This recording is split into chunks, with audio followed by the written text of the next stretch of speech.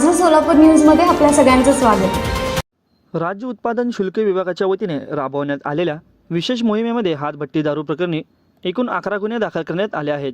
दरम्यान एका आलिशान गाडीमधून जाणारी दारूही जप्त करण्यात आली आहे।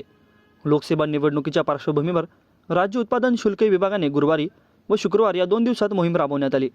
सोलापूर तुळजापूर रोडवर एका आलिशान गाडीतून 1200 लिटर तर जिल्ह्याभरात हातभट्टी व विदेशी दारू वाहतूक करणाऱ्या 4 मोटारसायकली जप्त केल्या आहेत।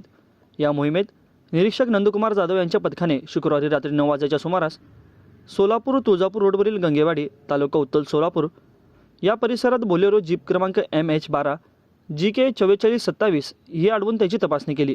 त्यात 10 रबरी ट्यूबमध्ये अंदाजे 1200 लिटर हातभट्टी दारू आढळून आली।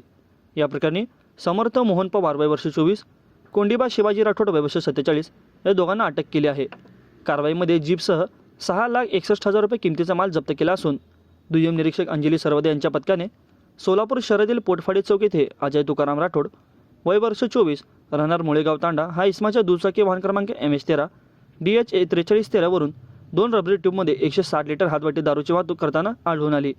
त्याच्याकडून 68,200 किमतीचा मुद्देमाल जप्त करण्यात आला। जिल्ह्यामध्ये एकूण 11 गुन्हे दाखल करण्यात आले असून राज्य उत्पादन शुल्क विभागाचे अधीक्षक नितीन धार्मिक यांच्या मार्गदर्शनाखाली राबविण्यात आली।